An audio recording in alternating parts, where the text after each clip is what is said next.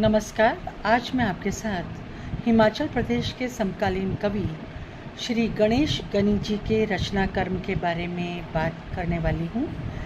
वास्तव में एक कवि के रूप में स्थापित होने से पहले आप अपनी किस्सा गोई के कारण चर्चा में आए। किस्से चलते हैं बिल्ली के पांव पर इनकी पहली गद्य की पुस्तक है, जिसमें पांगी घाटी में आपके बचपन और उसके बाद उच्च शिक्षा के लिए वहाँ से बाहर आने और उनके अनुभवों के बारे में चर्चा की गई है। आज इसी पुस्तक में से एक अध्याय पढ़ती हूँ जिसका शीर्षक है उस दिन सूरज नहीं निकला। यह सच है कि जंगल के रास्ते बड़े ही निर्जन, विचित्र और डरावने होते हैं। इन पर दिन में भी अकेले चलना कठिन होता है। 1985 के बसंत के दिन हैं। उसके भीतर और बाहर जो खुशी है वह न बसंत से कम है न शीत से ज्यादा। बस भीतर बाहर फूल ही फूल खिले हैं और सतरंगी तितलियां उड़ रही हैं। इसका कारण एक ही है कि माता पिता ने उसे भी बड़े भाई हरि के पास शहर भेजने का फैसला कर लिया है।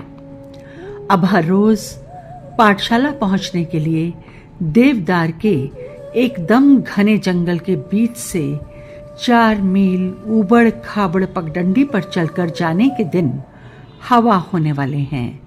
आखिर वह दिन आ ही गया। वो पिता तथा भैया के साथ विहान में ही निकल पड़ा घर से। अपने पीछे माँ को रोता, छोटे भाई बहन को सोता और पक्षियों को अखरोट के पेड़ पर चहकता छोड़ एक ऐसी यात्रा पर जिसका रास्ता फिर कभी घर की ओर नहीं मुड़ा। पहली बार गांव छोड़ा तो जैसे छूटता ही चला गया। माँ ने बताया कि उस दिन सूरज नहीं निकला।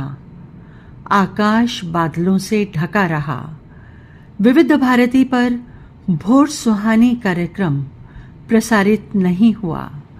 घाटी में कोई गीत नहीं गूंजा। भोर धीरे धीरे सांझ में बदल गई और फिर एकदम जैसे रात घिर आई।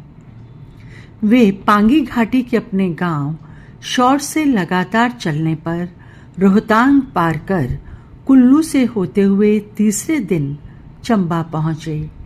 एक रात लाहौल और दूसरी रात मनाली में कटी। तीसरी रात चंबा में अपने डेरे पर पहुंचे। अपने ही जिला मुख्यालय तक पहुंचने में 3 दिन लग गए।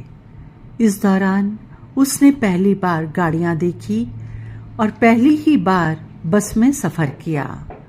पहली ही बार संतरे, केले, आम जैसे फलों को किताबों के पन्नों से बाहर बाजार में देखा। पहले पहल बाजार देखा। जो गीत रेडियो पर सुने थे उन्हें पहली बार टेलीविज़न और लक्ष्मी थिएटर में पर्दे पर देखा। धन्यवाद।